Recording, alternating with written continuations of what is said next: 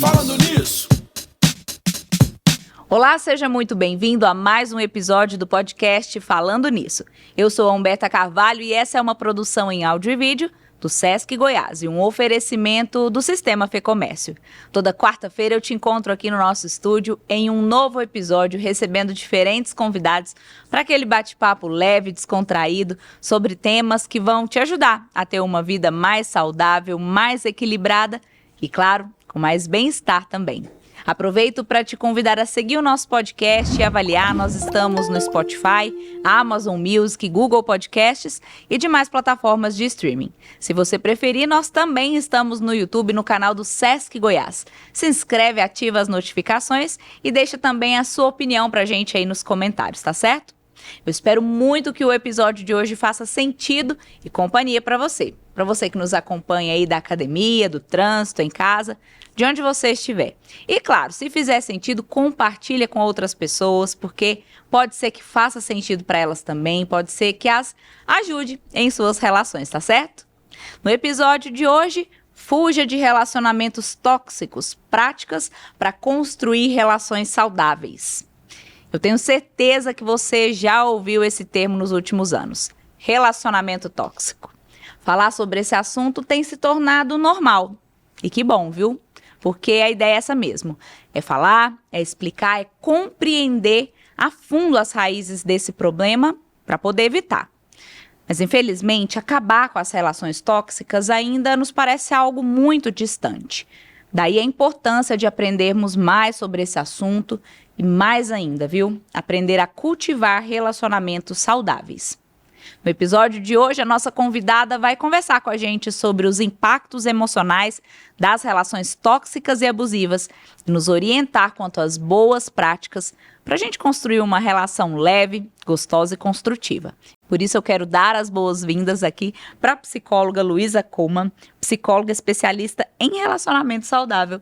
Luísa, seja muito bem-vinda, muito obrigada por aceitar o nosso convite de estar aqui com a gente hoje, compartilhando seu conhecimento e ajudando tantas pessoas que vão estar nos ouvindo.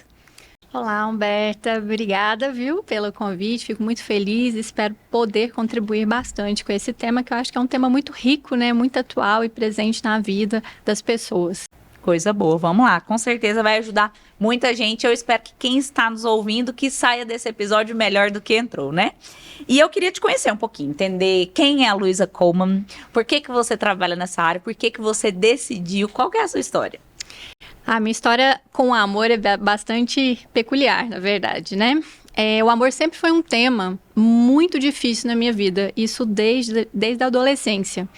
Então, assim, meus relacionamentos, eles eram muito intensos. Eu tinha um jeito de me relacionar onde eu me apegava muito facilmente. Para sair era muito difícil e era cheio de muito e muito sofrimento. Eu sabia que existia alguma coisa que não estava funcionando bem, mas eu não sabia nomear. Mesmo já estando formada em psicologia, o que é uma coisa interessante, porque a faculdade de psicologia não dá, nesse sentido, formação a respeito de nada no que diz respeito ao amor, né? Então eu sabia que alguma coisa já não estava funcionando bem, mas eu não sabia nomear exatamente o que estava acontecendo. Fui, né, vivendo as relações. Quando eu fiz 25 anos, eu entrei num relacionamento muito tóxico, né? E o fim desse relacionamento engatilhou um processo de depressão muito profunda. Quando isso aconteceu, eu tive certeza que tinha alguma coisa errado, porque a reação que eu tive ao fim de um relacionamento não era uma reação esperada, não era uma reação comum de quem termina um relacionamento. Foi uma reação muito intensa, eu tive que paralisar meu trabalho, eu tive que paralisar minha vida para cuidar. Quando eu saí do quadro, eu me fiz uma promessa de que ou eu ia entender o que de fato era o amor, ou eu ia abandonar o amor, porque não dava mais para passar aquilo que eu passei. Foi muito assustador, né, todo o processo que eu tinha passado. E aí eu decidi que eu ia estudar a respeito do amor, porque na faculdade, nessa época, eu já era formada em psicologia, já tinha feito pós-graduação, eu estava no meu mestrado. E o mestrado, nessa época, foi uma das coisas que me incentivou a estudar, né? Eu falei assim, eu vou estudar o que tem hoje de referência, o que tem de literatura brasileira, mundial, para eu entender, até para eu saber se isso que eu estou vivendo é de fato amor, porque se for, eu não quero mais, né? Na medida que eu comecei a estudar, eu percebi que, primeiro, a minha postura em relação ao amor era completamente infantil. Todas as crenças que eu tinha a respeito do amor eram crenças românticas e que não eram possíveis de se concretizar num relacionamento saudável, e que eu tinha um quadro chamado dependência emocional e que eu precisava me reabilitar desse quadro, reabilitar a minha forma de amar se eu tinha intenção de ter um relacionamento saudável. Isso aí foi um marco muito importante na minha vida, porque aí então eu entendi que, então o problema não era o amor, o problema era a forma como eu amava e a forma como eu me relacionava com as pessoas. E se o problema era a forma, eu poderia reaprender a me relacionar. Eu poderia ressignificar a minha vida, aprender novas habilidades, novos comportamentos e, com isso, viver um amor que fosse realmente saudável. Então, eu comecei, né, nesse trabalho de autoconhecimento, acompanhado por vários profissionais, né, fiz muitos cursos, workshops. Eu realmente mergulhei nesse universo do amor com o objetivo de resgatar e reabilitar minha forma de amar. No meio desse caminho, eu encontrei meu marido. Sou casada, hoje vivo um relacionamento saudável. E na medida que eu comecei a melhorar, eu comecei a falar para as pessoas a respeito do amor saudável, porque não era algo que era falado. Todo mundo falava de amor tóxico, todo mundo falava de relacionamento abusivo, mas ninguém falava do que era o amor saudável. Então se aquilo lá é tóxico e abusivo, qual é a alternativa que a gente tem? Então, eu comecei a falar disso com colegas, né? Comecei a levar isso para congressos de psicologia. E aí eu fui para a internet. Eu comecei a falar disso na internet. E aí, de repente, meu consultório encheu de pessoas querendo viver um amor saudável, né? Porque mais do que não viver um relacionamento tóxico, a gente quer viver um relacionamento com qualidade. E aí, eu meio que fui escolhida, né? Nesse sentido. Me aprofundei cada vez mais no tema e hoje eu trabalho exclusivamente com pessoas que querem melhorar a sua forma de amar. Luísa, que legal, né? E eu queria entender de você justamente isso que você já começou a abordar com a gente, né? Que o seu consultório encheu de pessoas buscando por relacionamentos saudáveis. E a terapia de casal em si, ela é um tema que às vezes levanta, assim, pode levantar um certo preconceito, um certo, né? Algum desconforto. Inclusive, isso é muito relatado em filmes, né? Dos casais que vão lá para terapia de casal e brigam e no final se reconciliam ou se separam. E eu queria entender como que é isso no dia a dia de um consultório. Como que é a questão da relação tóxica e da relação saudável, ela é tratada? É com o casal? É individualmente? Como que é essa realidade no seu dia a dia do trabalho? Então, tem 3 formas da gente trabalhar com esse tema. Pode ser individualmente, entendendo, né, o que tem no indivíduo que pode estar perpetuando uma forma que não é saudável de amar. Então, na terapia individual, a gente trabalha questões da história de vida, feridas emocionais, bloqueios, pensamentos distorcidos a respeito do amor, crenças, né? Então, a gente vai trabalhar muito dentro desse universo, aprender novas habilidades, como, por exemplo, habilidade de diálogo, de uma comunicação clara. Isso tudo a gente vai trabalhar em terapia individual. Na terapia de casal, a gente trabalha a relação do casal, né? Então, na terapia de casal, é uma outra forma de trabalhar que a gente vai fazer um diagnóstico do que está acontecendo nessa relação, como cada um contribui para as dificuldades dessa relação e como cada um pode contribuir para o resgate dessa relação. E se essa relação ainda pode continuar, né? Se ainda há motivos, há sentido dessa relação continuar. Se não há sentido, a terapia de casal, ela prepara o casal para um fim que seja um fim respeitoso, né? Porque os fins, infelizmente, são fins geralmente que são muito difíceis.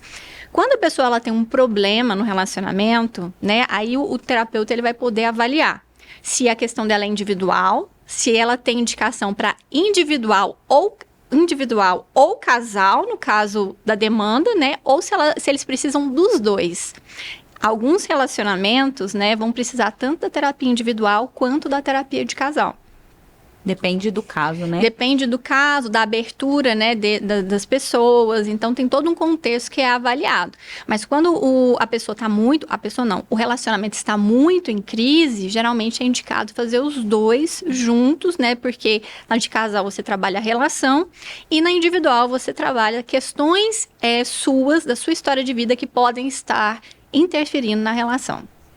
Legal. E você falando aí, me veio à mente a questão da pandemia, né? Porque na pandemia a gente percebeu números assustadores, né? Sim. De casais se separando, inclusive de casos de violência doméstica, sim, porque as famílias passaram a ficar mais tempo juntas dentro de casa. Então, realmente foram números que assustaram. Como que foi isso no seu consultório? Você percebe que aumentou essa demanda? A pandemia, a gente inclusive estava conversando aqui em outros episódios que a gente gravou, que a pandemia foi positiva no sentido das pessoas buscarem mais ajuda psicológica, né? E todos os nossos convidados psicólogos falam isso. E para os casais, você percebeu alguma mudança nesse sentido? Aumentou demais a procura, tanto a nível individual quanto a nível de casal, né?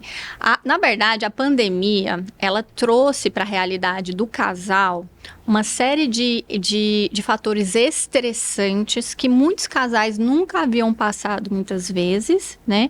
E que eles não tinham, os casais que se separaram, eram casais que não tinham naquele momento habilidades para lidar com tamanha pressão e com isso dentro do próprio relacionamento, né? Então, quando a gente aumenta a convivência, é como se colocasse uma lupa na relação. Então, as coisas que já eram pequenas ou até mesmo grandes, que já estavam lá, elas tomaram uma dimensão muito maior. E aí a falta de habilidade de lidar, né, com um contexto de medo, um contexto de insegurança, crise financeira, né, dificuldade de ter outras atividades, né, para descarregar um pouco a tensão, isso sobrecarregou as relações e os casais que já não estavam, né, muito habilidosos em lidar com a própria relação acabaram entrando em crise, muitos se divorciaram, infelizmente. Entendi. Mas aumentou muito, muito mesmo. E isso é bom, né? Isso é bem positivo, né? Essa busca, né? Porque mostra que as pessoas estão mais abertas a cuidar da mente, da saúde mental, né? Sim. Acho que a pandemia, na verdade, como colocou todo mundo, assim, no limite, muitas pessoas foram no limite, eu acho que as pessoas começaram a perceber o tanto que isso era importante para continuar de pé. Então, saúde mental, saúde emocional, isso determina uma série de coisas. Seu relacionamento, sua profissão, sua saúde física. Então, nós estamos interconectados, né, físico e emocional. Então, eu acho que isso foi importante, né, ficou muito em evidência na pandemia. É isso aí. E quando a gente fala de relacionamento tóxico, relacionamento abusivo, é tudo a mesma coisa? Tem uma diferença? Quais seriam essas diferenças? Eu adoro essa pergunta, porque tem diferença e as pessoas tratam os dois como se eles fossem a mesma coisa. Então, sim, tem diferença. Todo relacionamento abusivo, ele é tóxico. Mas nem todo relacionamento tóxico é abusivo. Vou começar a falar do tóxico que contempla um pouco do abusivo, né? O que é um relacionamento tóxico? É um relacionamento que vai te adoecer. Então, ele vai trazer um comprometimento mental, emocional e até mesmo físico. Qualquer relacionamento que te adoeça é um relacionamento tóxico. Relacionamentos tóxicos não são exclusivos das relações de casal. Você pode ter um relacionamento tóxico com seu chefe, com seu amigo, com a sua mãe. Então, qualquer relação que faça você adoecer e perder saúde é um relacionamento que é tóxico. Agora, dentro do relacionamento tóxico, nós temos o relacionamento abusivo. A estrutura do relacionamento abusivo é uma estrutura de poder. Então, no relacionamento abusivo, eu tenho uma pessoa que centraliza o poder e que submete a outra as suas necessidades, as suas vontades, as suas opiniões. Então, nem todo relacionamento tóxico tem esse background do poder. Mas, no relacionamento abusivo, vai girar ao redor da relação de poder. E uma das coisas que é importante a gente entender é que num relacionamento saudável, existe um equilíbrio de poder. Toda vez que há um desequilíbrio de poder, a gente entra num relacionamento abusivo. Porque na relação é uma pessoa igual se relacionando com outra pessoa igual. No relacionamento abusivo, alguém toma o poder para si, se coloca como mais importante, o correto, a pessoa que tem sempre a razão, e submete o outro a essas vontades. Então, o relacionamento abusivo é dentro dessa estrutura de poder. Só para diferenciar um pouco melhor, por exemplo, né, um relacionamento tóxico que não é um relacionamento abusivo. Se você se relaciona com alguém que é descontrolado financeiramente, por exemplo, e você é uma pessoa que é muito correta, né, com as suas contas, você pode adoecer nessa relação. A pessoa é descontrolada não é porque ela quer te dominar, não é porque ela quer te controlar, te punir. Ela é assim porque ela é assim, uma dificuldade dela. Mas estar com ela te adoece porque você não consegue lidar com a situação. Isso é um relacionamento tóxico, mas ele não é abusivo. Então, muitas situações podem ser tóxicas. Por exemplo, se relacionar à distância para algumas pessoas pode ser tóxico. Se você não tem suporte para estar longe do outro, sem se sentir insegura, né? Tem gente que adoece quando acontece alguma coisa e o parceiro precisa morar fora, né? Por quê? Porque às vezes você não dá conta de lidar com aquela situação. Então, aquela situação pode te adoecer e a relação pode se tornar tóxica. Mas o parceiro não está querendo dominar, controlar e punir. São só situações, sejam situações pessoais ou da relação, que vão provocar algum nível de adoecimento. Esse é o tóxico. Agora, o abusivo, o parceiro ele tem a intenção de dominação. Então, ele quer dominar, ele quer que as coisas sejam do jeito dele. E ele está aberto à intimidação e à punição e até mesmo ameaças caso as coisas não funcionem da forma como ele quer. Então, a postura dos parceiros são completamente diferentes numa relação que é tóxica e não é abusiva, de uma relação que é propriamente abusiva. Muito boa essa explicação. E quando a gente fala em relacionamento tóxico e até abusivo, agora como você explicou pra gente, que pode ocorrer inclusive a intimidação, muita gente pode pensar que essas relações elas têm agressão física. E nem sempre a agressão física está presente, né? Às vezes pode ser também uma agressão psicológica, uma intimidação, como você bem disse. Sim, na verdade, assim, a agressão física geralmente é o último estágio do abuso, né? Eu acho que é importante, às vezes, a gente até mudar a palavra, porque abuso, muitas pessoas não se identificam com a palavra abuso, porque abuso tem um significado que é muito forte. Então, para você entender se você está num relacionamento abusivo, troque a palavra, né, abuso por intimidação. Qualquer relação que você se sinta intimidada significa que existe uma relação de poder lá. Intimidação quer dizer que você não tem liberdade para falar o que você pensa, você não tem liberdade para ser você mesma, não tem liberdade para se vestir, para ter as relações que você sempre teve, para se comunicar, não tem liberdade, né, para você errar, você se sente intimidada. Eu gosto mais dessa palavra intimidação porque eu acho que ressoa melhor nas pessoas, até para elas começarem a perceber se existe intimidação dentro do relacionamento, né? E a intimidação, ela está muito ligada à punição. Então, assim, num relacionamento abusivo, se você está nessa relação, se você faz alguma coisa que não está de acordo, né, com as regras do outro, você é punida, né? Então, você é punida com silêncio, e o silêncio, o tratamento de silêncio é uma punição e é um comportamento abusivo. As pessoas acham que não é agressão, mas chega como uma agressão. Você pode puni-la, né? Punir o outro de várias formas diferentes, não conversando mais com a mãe, com a mãe de sua parceira, né? Tratando mal os amigos, tratando até mal os filhos. Isso tudo são formas de punição, que não são necessariamente punições físicas, mas pode progredir até uma punição física, sim. Interessante. E se a gente pudesse, assim, sistematizar, né, o que é quais são as características do relacionamento tóxico para a pessoa, o abusivo você deixou bem claro pra gente, e do relacionamento tóxico? No relacionamento tóxico, a gente precisa observar a nossa qualidade em termos de saúde. E aqui eu vou dar 3 dimensões de saúde, né? Nós, então, temos uma saúde psicológica, uma saúde mais emocional e uma saúde social, vamos colocar assim. Quando você está num relacionamento que é tóxico, você começa a ter comprometimentos em todas essas dimensões da sua saúde. Então, pegando a dimensão mental, né? Você tem dificuldade de se concentrar, você tem perda de memória, você tem perda de atenção, seu rendimento, né, no trabalho ou nos estudos cai, você tem dificuldade até de cuidar dos seus filhos. Por quê? É tão estressante e tão desgastante que isso compromete, né, todo o seu funcionamento, muitas vezes cognitivo. Inclusive, pode acontecer, já tive pacientes que foram mandadas embora, elas foram demitidas porque estavam com crise no relacionamento e não conseguiam mais ter a mesma produtividade que elas tinham anteriormente. Então, pode dar um comprometimento, assim, bem acentuado. Numa outra dimensão, se a gente for parar, né, para observar a dimensão emocional, o que acontece? Você fica muito ansiosa. Muito, muito ansiosa. A ansiedade no relacionamento, né? Porque o relacionamento não é para te dar ansiedade. Se você está sentindo muita ansiedade nesse relacionamento, alguma coisa está acontecendo. Pode ser seu, da sua dificuldade, da sua insegurança, e aí você vai ter que investigar isso, mas pode ser da relação. Então, como é que a gente avalia se é seu ou se é da relação? Como você era antes desse relacionamento?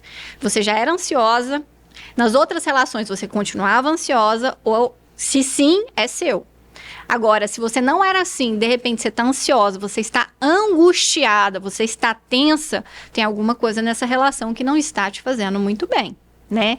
E aí isso tem um impacto, né? Porque o relacionamento tóxico, ele é muito estressante.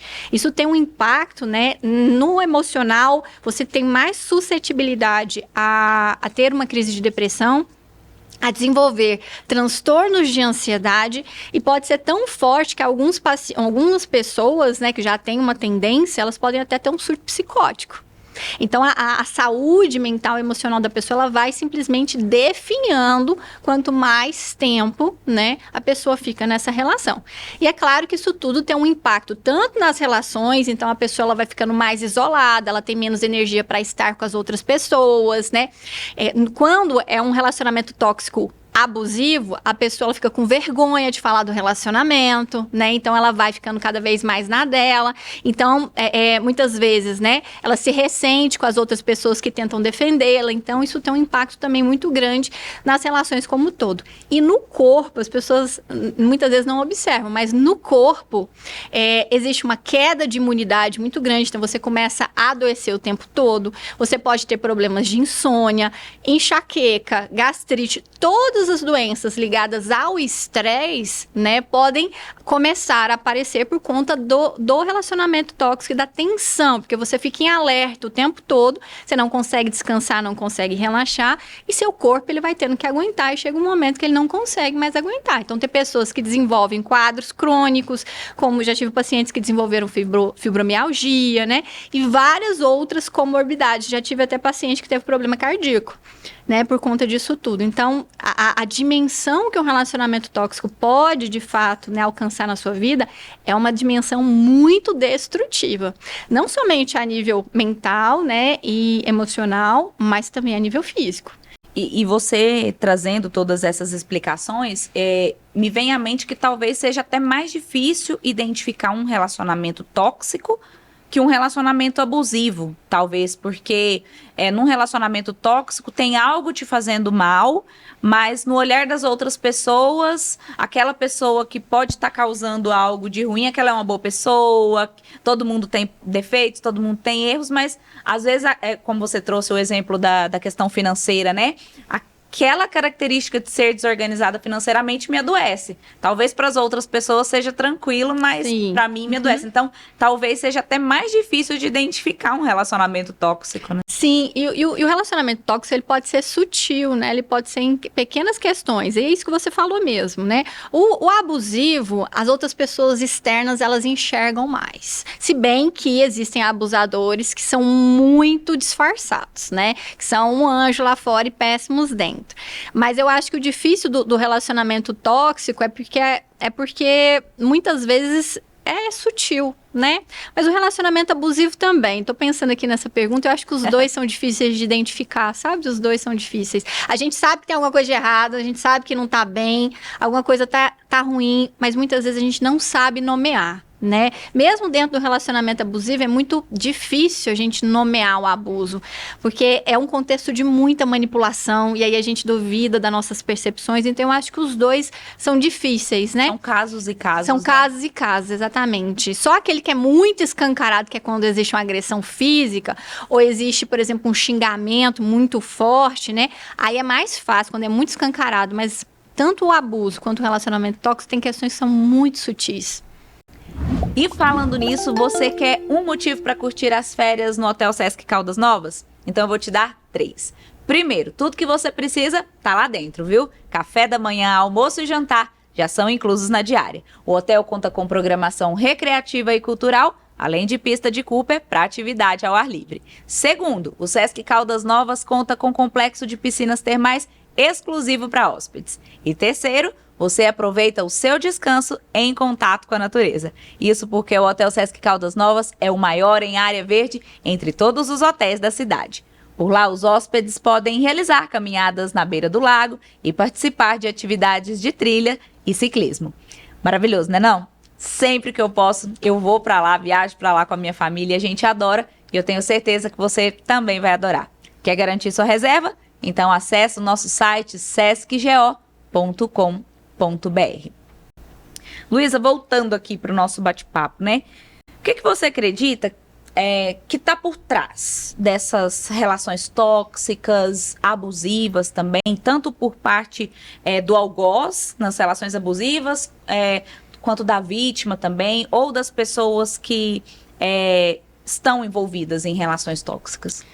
Quando a gente pensa num processo de adoecimento nos relacionamentos amorosos, a gente tem que entender que existe uma complexidade. Então, não existe um único motivo, existe um conjunto de forças, né, que atuam no indivíduo e no casal e que podem favorecer o aparecimento, né, ou do relacionamento tóxico ou do relacionamento abusivo.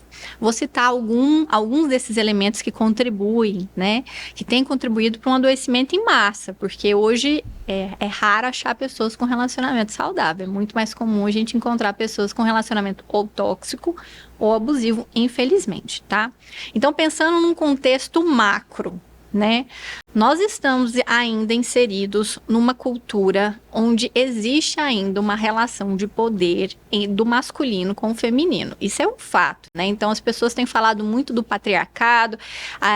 Hoje tem gente que torce o nariz quando a gente fala do patriarcado, mas isso é uma realidade, né? Durante muito tempo, a mulher foi posse do homem e ainda existe uma diferença de poder nessas relações, e isso de pano de fundo, de um background, muitas vezes favorece esse processo, né, essa relação de dominação. Então, isso contribui muito, inclusive para as mulheres acreditarem que o homem tem direito sobre elas. Então, por exemplo, uma das coisas que tem se falado, e isso faz parte, né, do relacionamento abusivo, é de estupro marital.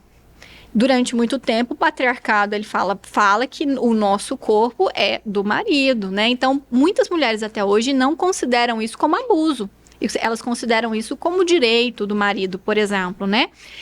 Isso tem a ver com todo esse background do patriarcado e que ainda bem está sendo questionado.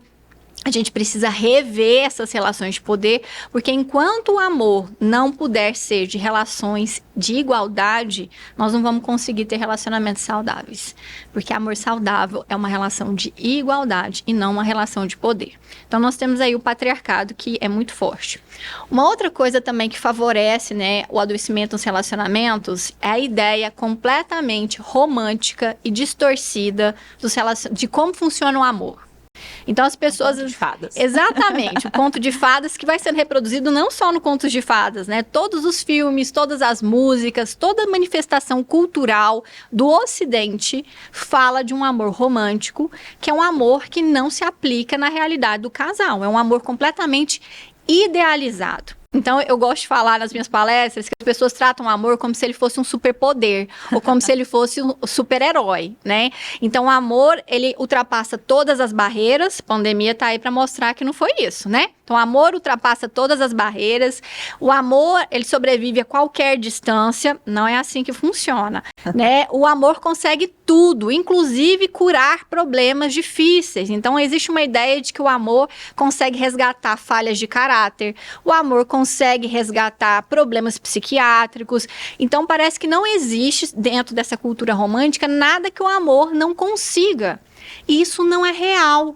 E as pessoas, elas absorvem muito essa ideia desse amor extremamente romântico, poderoso, acima de tudo e de todos, idealizam muito o parceiro, então idealizam a relação. Então, muitas vezes no relacionamento, já escutei isso várias vezes, né?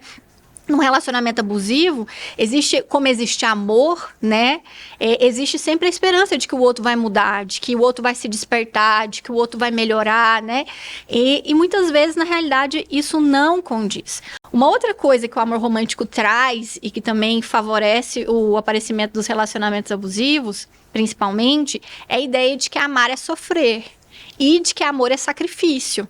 Né? Gente, nós temos que rever essa ideia de que amor é sacrifício. Amor é desafio, mas não é sacrifício. O amor nos desafia ao crescimento. Mas se a gente tiver que fazer um sacrifício de sofrimento, de perda, você vai adoecer nesse relacionamento, né? E essa ideia de que amar é sofrer e amar é se sacrificar faz as pessoas ficarem nos relacionamentos ruins, porque elas acham que faz parte do amor, faz parte do pacote do amor o sofrimento. Enquanto a gente não desassociar amor e sofrimento, e aí é importante a gente entender que mesmo no relacionamento saudável existe desconforto, existe conflito, mas é diferente daquele sofrimento que te desestabiliza, é diferente de um sofrimento que te desequilibra. Esse tipo de sofrimento não é característico de nenhum tipo de relacionamento, muito menos do relacionamento amoroso. Então, são vários os mitos, né, que a gente acredita e que a cultura dissemina como sendo o amor funcionando. E quando a gente vai para a prática, o amor real, o amor da convivência, o amor que a gente paga boleto e joga lixo, né, tem que levar o lixo para fora, não se sustenta. E aí as pessoas se sentem muito frustradas, se sentem enganadas, porque parece que elas casaram muitas vezes com a promessa de um amor que não é real. E quando chega na convivência, elas se frustram, se magoam e começam, né, um processo de cobrança uns com os outros. E isso favorece tanto o adoecimento das relações, ou muitas vezes essa ideia de que, nossa, eu tenho que me sacrificar, faz as pessoas ficarem em relacionamentos abusivos. Além disso, porque é muita coisa que envolve, né? Claro. Além disso, nós temos questões familiares, né? Então, a família, o desenvolvimento, né, desde a infância, no seio da família, ele é determinante para a forma como a gente vai se posicionar diante do amor. Por quê? A família é o primeiro modelo de amor que nós temos. Os nossos pais são os primeiros modelos positivos e negativos de amor. Então, toda a ideia que a gente tem a respeito de amor, se amor é bom, amor é ruim, como o amor funciona, esse é o primeiro modelo que a gente tem. E a gente absorve isso. E muitas pessoas morrem de medo do amor porque na família tiveram exemplos de amor muito terríveis, né? Ou muito frustrantes, ou muito adoecidos. Então, isso também é assimilado. Eu gosto sempre de perguntar para os meus pacientes o que você aprendeu sobre amor com a sua família. Interessante essa pergunta. Essa é uma pergunta importantíssima, porque algumas pessoas aprendem, né, que amar é sofrer, outras pessoas aprendem que se você não está no amor, você não é feliz, né, então você precisa de um casamento para ser alguém. Outras pessoas entendem, né, aprendem que amor é horrível, né, e aí você vai assimilando as crenças familiares e as experiências e os exemplos familiares e construindo em você a sua ideia de amor. Né? Para além disso, a forma como a sua família te trata, então se você foi respeitada, amada, valorizada, você assimila que você é digna de amor, que você é digna de respeito. E isso cria em você um senso de valor. Agora, se na sua família você foi maltratada, negligenciada, abandonada, rejeitada, abusada, você assimila que você não é digna de receber amor. E você reproduz isso em todas as relações, especialmente nas amorosas. Então, aí vai entrando o contexto sistêmico que a gente fala, né, da família, é muito importante nessa forma saudável ou adoecida de amar. E, por fim, tem os fatores individuais, que é como, né, as habilidades que você desenvolveu ou não desenvolveu ao longo da sua vida, né? Então, por exemplo, se você é uma pessoa que você não sabe conversar, que é uma habilidade de comunicação, é uma habilidade básica para qualquer tipo de relacionamento, você vai ter dificuldade. Se você é uma pessoa que você não sabe negociar, você vai ter dificuldade nos relacionamentos. Se você não aceita diferenças, se você quer que as coisas sejam sempre do seu jeito, vai ter dificuldade. Se você não sabe colocar limites, né, você vai ter dificuldade. Então, a falta de habilidades, né, na relação também contribui para que você tenha um relacionamento mais ou menos saudável.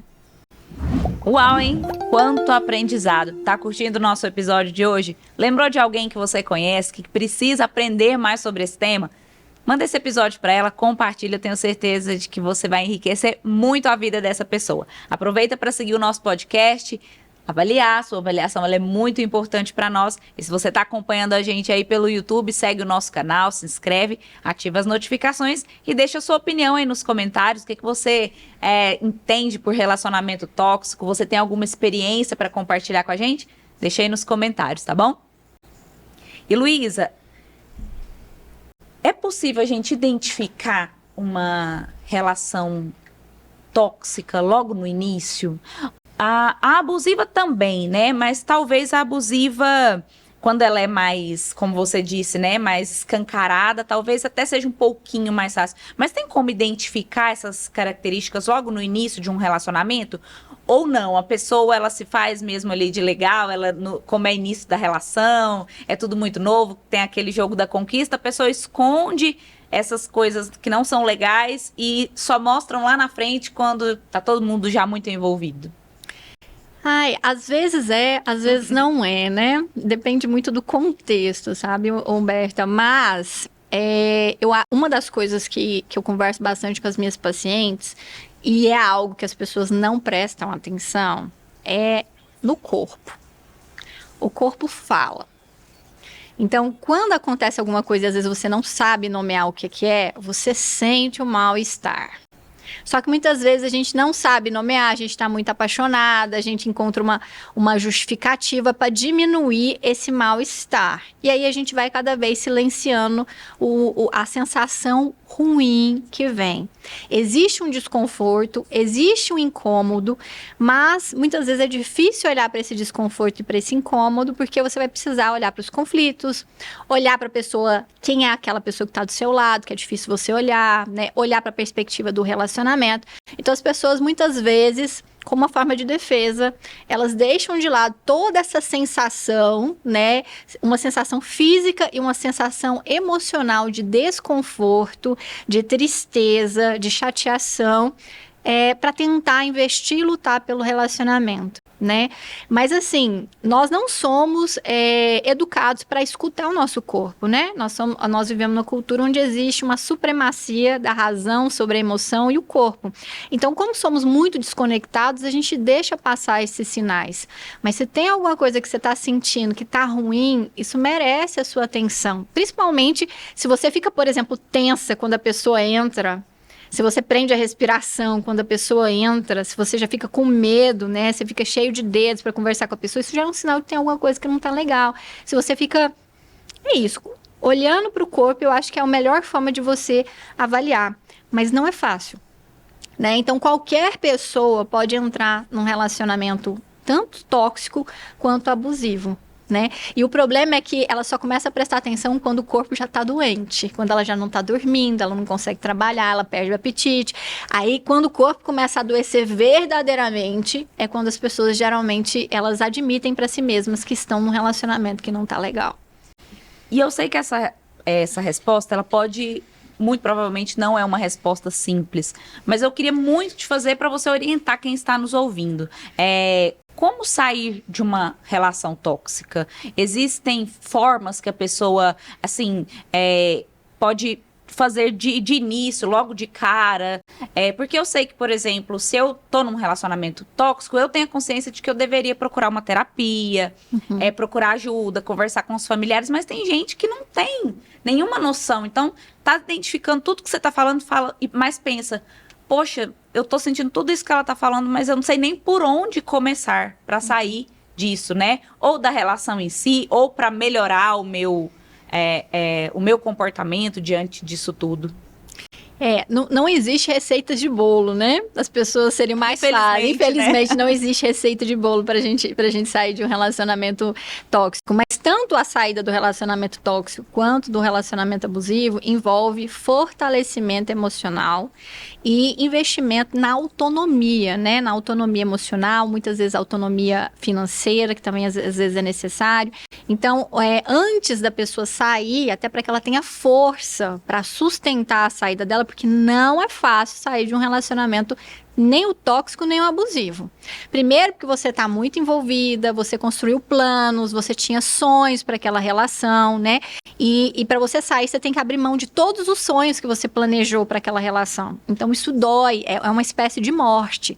Quando a gente decide sair de um relacionamento, a gente enfrenta a morte da relação. Então, isso é muito doloroso, né? E por isso que exige um fortalecimento emocional e um investimento na nossa autonomia. E, para piorar, né, quando a gente está num relacionamento tóxico e num relacionamento abusivo, a gente fica fragilizado. A gente fica muito vulnerável, principalmente no abusivo. A autoestima fica muito comprometida, né? A nossa percepção da vida fica muito duvidosa, você já não confia mais em si mesmo. Então, você perde muitas coisas que te deixam muito insegura e enfraquecida para enfrentar a saída do relacionamento, que muitas vezes é uma saída difícil. Então, temos que ter em mente, preciso me fortalecer para conseguir sair. Como que a gente se fortalece? É investindo emocionalmente em coisas que te deem sustentação, né? Então, por exemplo, investir nas relações suas que são saudáveis, se aproximar de bons amigos, por exemplo, ou de familiares que não vão ficar te julgando, né? Familiares que vão te dar suporte, vão te dar apoio. Rede de apoio nesse momento é importantíssimo, porque a pessoa ela está muito fragilizada, ela precisa desse apoio, do acolhimento, da compreensão e muitas vezes da ajuda das pessoas, né, para conseguir ter força para sair dessa relação, né? Para além disso, investir muito fortemente num processo de resgate de saúde, em todos os aspectos, né? Resgatar a sua vida. Muitas vezes o relacionamento ou tóxico ou abusivo, a gente vai perdendo coisas que eram importantes da nossa vida. A gente vai perdendo as atividades que a gente gostava antes de fazer. Então a gente para de conversar com os amigos, a gente para de ter os nossos hobbies, a gente deixa de investir nos nossos sonhos profissionais. A gente, inclusive, tem pessoas que perdem o contato com a espiritualidade. Então, a gente precisa resgatar isso, porque isso tudo faz parte de quem eu sou. E eu preciso me firmar em quem eu sou e naquilo que é importante para mim, para que eu me fortaleça para sair disso. Para eu falar para essa relação, falar para o parceiro, né? Não mais. Eu não quero. Né? Agora, nem sempre as pessoas conseguem fazer isso sozinhas, e aí nesse momento que vai ser importante, né, procurar um profissional, de preferência um profissional que seja especializado na área, porque não são todos os psicólogos que são especializados em amor. Em alguns casos, as pessoas adoecem tanto que elas vão precisar de uma ajuda médica também, né, para dar sustentação, para conseguir sair dessa relação. Por outro lado, né, a gente também não pode só vir aqui falar do que são essas relações tóxicas e abusivas, sem mostrar também o outro lado, né, que são as relações saudáveis. Como que é uma relação saudável? Quais são os sentimentos envolvidos nas pessoas que vivenciam essas relações saudáveis? Isso é bastante interessante, porque as pessoas acham que no relacionamento saudável a gente tem aquela intensidade, aquela explosão de sentimentos, e não é nada disso. Isso aí é tudo amor romântico, né? Na verdade, num relacionamento saudável, a gente tem paz. A gente sente calma, tranquilidade, serenidade. É isso que determina um relacionamento saudável.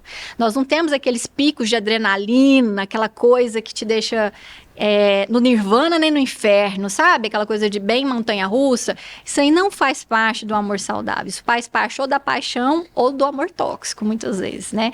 O amor saudável, ele é sereno, ele é seguro, ele é estável, ele é firme, ele permite, né, que você construa outras coisas nessa relação. Porque quando você está numa relação tóxica, é difícil construir família, é difícil construir uma base que te apoie para os seus projetos profissionais, é difícil até construir patrimônio, muitas vezes, né? E o relacionamento o saudável, ele tem esse chão onde vai poder ser construído todas essas coisas. Por quê? Porque ele é seguro, né? Ele é estável, ele é constante, ele não tem essas variações. Não que não exista problemas, gente. Aí as pessoas acham que o relacionamento saudável é um relacionamento perfeito. Não é, não existe nada que é perfeito. Mas existem duas pessoas dispostas a fazer dar certo, né? Eu acho que essa é a grande chave do relacionamento saudável, o compromisso mútuo de fazer dar certo todos os dias. Porque as pessoas também têm a ideia de que amor, uma vez que ama, é para sempre. Não, amor é todos os dias. E o para sempre a gente constrói um dia de cada vez. E é esse o compromisso do amor saudável. Não é de ser perfeito, mas é se comprometer com o próprio crescimento e com o crescimento do outro e da relação. É por aí que caminha. É isso aí. Falando nisso, você sabia que a credencial SESC é um direito de todo trabalhador do comércio de bens, serviços e turismo com a carteira de trabalho assinada? O credenciamento é gratuito e garante acesso à educação básica, aos hotéis SESC e suas hospedagens, passeios, excursões, aos serviços de oftalmologia, odontologia, nutrição, academia, eventos esportivos, atividades recreativas, teatro, programações culturais e tantos outros serviços que o SESC oferece. Para solicitar ou renovar a sua credencial, é só acessar o site sescgo.com.br. Você também pode baixar o aplicativo Sesc Goiás e ter acesso à credencial digital e aos serviços do Sesc Goiás na palma da mão. Luiz, indo para o nosso final aqui, eu queria finalizar te perguntando como que a gente pode manter um relacionamento saudável a longo prazo. Porque, como você bem disse, um relacionamento saudável não é um relacionamento perfeito. Então, diante dessa fala, eu posso afirmar que se a gente não cuidar, se a gente deixar que os desafios e que os problemas que surgem no dia a dia, que eles se tornem maiores do que a vontade de fazer acontecer, esse relacionamento pode, em algum momento, se tornar tóxico ou abusivo. Então, como manter o nosso relacionamento saudável a longo prazo? É importante ter essa relação sempre como uma prioridade, né? Porque assim, ela não pode ser a única prioridade da sua vida, porque você tem outras coisas para fazer na sua vida, você tem profissão, casa, filhos, né? Então não pode ser a única prioridade, mas ela precisa ser uma prioridade e ela não pode ser deixada de lado, porque isso acontece muito nos relacionamentos de longa duração, em que a relação ela vai ficando de escanteio porque existem outras demandas, né? Como se só o casamento ou o amor garantisse que essa relação vai ser boa pelo resto da vida. Não é assim. Então ela tem que estar sim num dos rolos de prioridade, do mesmo jeito que seus filhos são prioridade, seu relacionamento também é prioridade. É necessário um investimento contínuo nessa relação. Como é que a gente investe nessa relação? Primeiro, investindo em nós mesmos, né? Então, para você ter uma relação saudável, você precisa estar saudável. Se você está em crise, se você está insatisfeita com você mesmo, né? Se você está doente por outros motivos que não seja o relacionamento, é claro que isso vai interferir no seu relacionamento e isso pode sim adoecer seu relacionamento também. Então você precisa ter um compromisso de investimento na sua própria saúde física, emocional, social, e as pessoas não fazem esse investimento, né? Então muitas vezes elas adoecem em outras áreas da vida e trazem isso para os relacionamentos. Então isso é muito importante. Os dois. Porque também é muito típico que a mulher invista nisso e às vezes o homem que tem um pouco mais de resistência, né? Investe muito na carreira, mas não investe muito no próprio crescimento, né? E aí há um desencontro. Os dois precisam se comprometer a estar saudáveis da melhor forma possível. Além disso, né, é necessário ter tempo para essa relação. Gente, se você não tem tempo para ter um relacionamento, não tem um relacionamento. Qualquer relação de qualidade requer tempo. Tempo não quer dizer que você vai passar o dia inteiro com a pessoa, né? De mãozinha dada. Tempo de qualidade, na verdade, com essa pessoa, né? Mas você precisa ter tempo para que vocês estejam juntos, para que vocês conversem, para que a intimidade seja construída, né? Para que os laços e a conexão ela não se perca. Então, é importante, sim, ter o tempo da relação. Não precisa ser o tempo todo, mas o tempo da relação precisa estar lá. Para além disso, o tempo todo a gente vai precisar desenvolver habilidades. E cada momento da nossa vida, o relacionamento pede novas habilidades da gente. Relacionamentos, gente, eles nos convocam ao crescimento. Isso é muito bonito, porque num relacionamento saudável, se a gente olha ele para trás, a gente percebe como a gente cresceu. E como nos tornamos alguém melhor a partir das convocações que o relacionamento nos traz. Porque a relação saudável te convoca a maturidade. Amor é para adultos. Amor não é para crianças. Porque é necessário habilidades adultas para lidar com o amor. E o tempo todo a gente tem que investir nessas habilidades. Então, por exemplo, algumas, né, das habilidades que a gente precisa. É necessário saber cuidar. Mas o jeito que a gente cuida de um namorado é diferente do jeito que a gente cuida de um marido recém-casado, que é diferente do marido daqui 10 anos, por exemplo, né? Então, o cuidado ele vai sendo transformado ao longo do relacionamento e a gente vai precisar aperfeiçoar essa habilidade de cuidar do outro e de cuidar de nós mesmos, porque a gente não cuida só do outro, a gente tem que cuidar da gente e com reciprocidade. O outro também oferece cuidado e cuida dele mesmo, né? Então, essa é uma habilidade importante.